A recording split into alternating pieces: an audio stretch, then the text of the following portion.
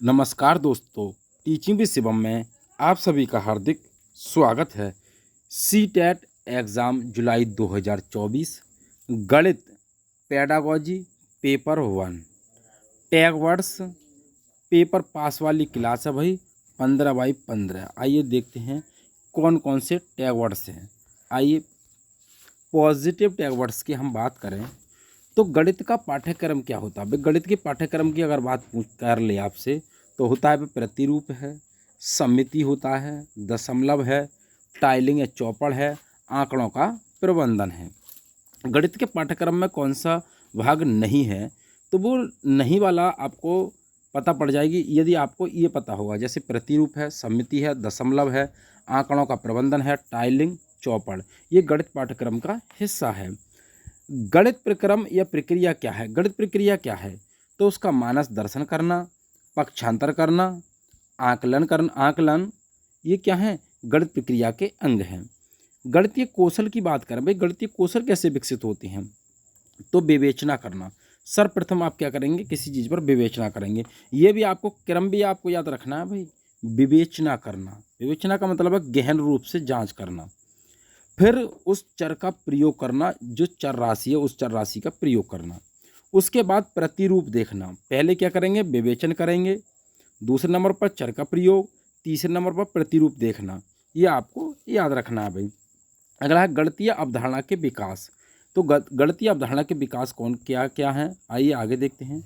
आगे हम बात करें तो गणितीय अवधारणा के जो विकास हैं वो थ्योरी है ELPS,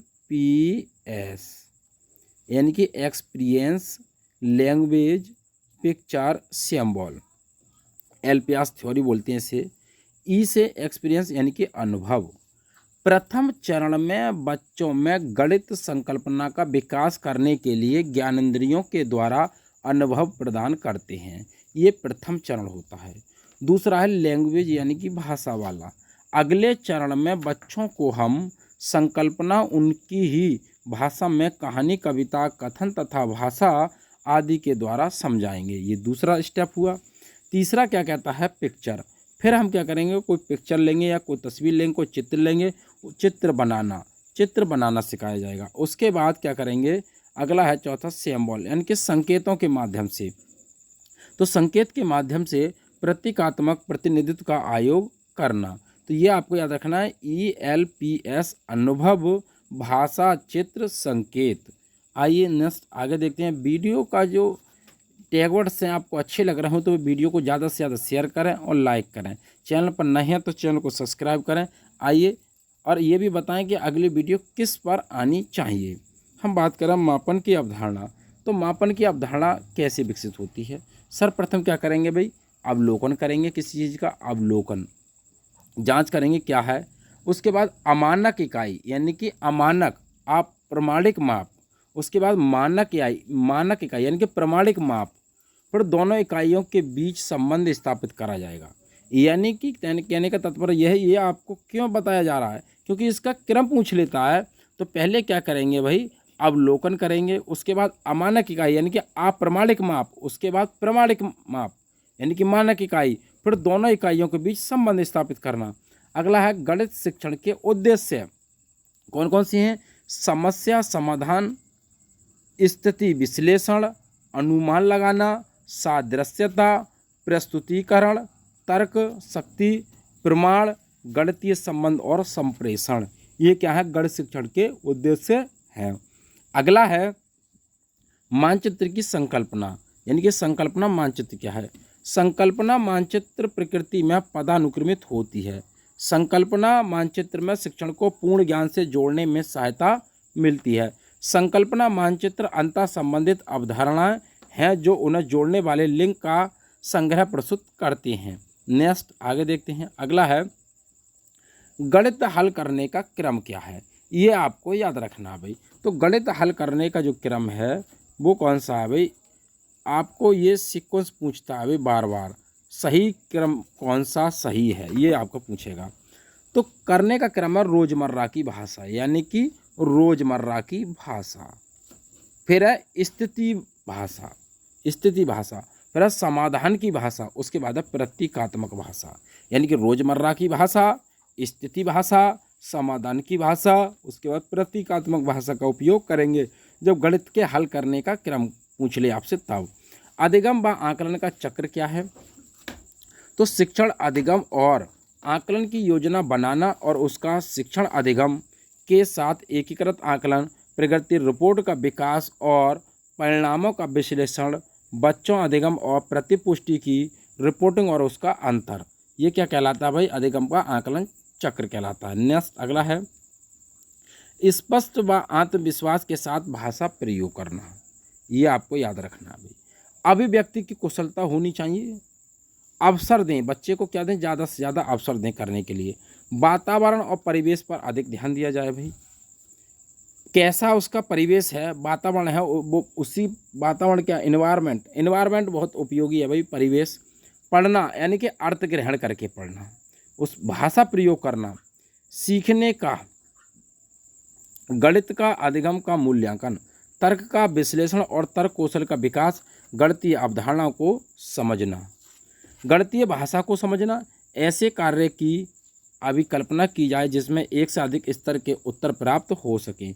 ऐसे कार्य की अभिकल्पना की जाए जिसमें यंत्रवत रटने और संकल्पना समझने में अंतर किया जा सके। नेक्स्ट अगला है तर्क संगत विचारों को प्रोत्साहित करें। गणित के अंदर जो तर्क संगत विचार होते हैं, यानी कि कोई भी विचार हो तो तर्क प्रस्तुत करे बच्चा। क्या करे? तर्क प्रस्तुत करे कि क्यों है ये आंसर क्यों आया भाई। बच्चों का समस्या समाधान और समस्या प्रस्तुत करने के कौशलों का विकास करना, यानी कि बच्चों की जो समस्या है उसका समाधान करना और समस्या प्रस्तुत करने के लिए कौशल भी विकसित करना। गणित को बच्चों के जिंदगी का भाग बनाना, यानी कि बच्चे को गणित ऐसे सिखाना है कि उसकी ज़िंदगी का हिस्सा बने। क्या बने? ज़िंदगी का हिस्सा बने, इनकी उसके रियल लाइफ में काम आए। ऐसा नहीं है डर जाए बच्चा, गणित को डर के नहीं पढ़ाना है कभी गणित हुआ है। गणित में सफलता प्रत्येक बच्चे के लिए आवश्यक है। बच्चों की सोच विचार प्रक्रिया को गणितीय रूप देना, ये विकास करना।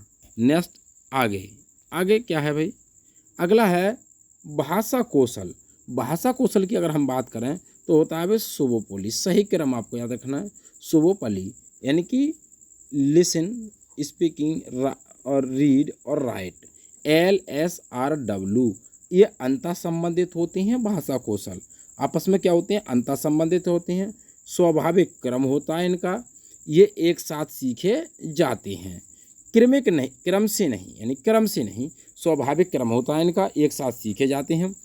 नोआम चॉम्स्की की अगर बात करें भाई, नोआम चॉम्स्की ने क्या बताया था?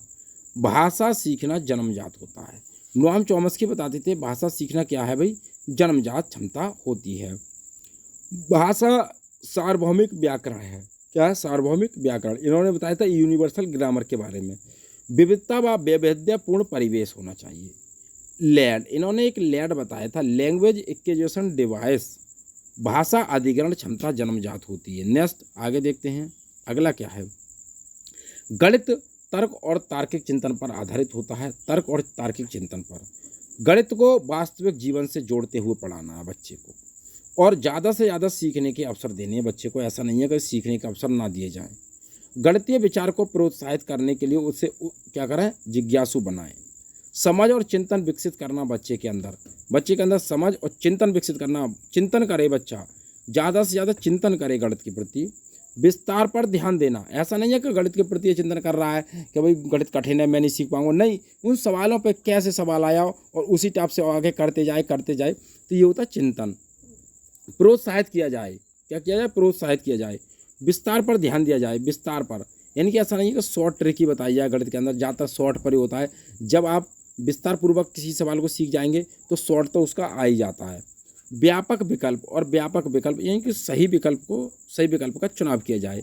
तो ये था भाई गणित तर्क पर आधारित होता है, तार्किक होता है। गणित की प्रकृति कैसी होती है भाई? अमूर्त होती है, यानी कि तार्किक होता है।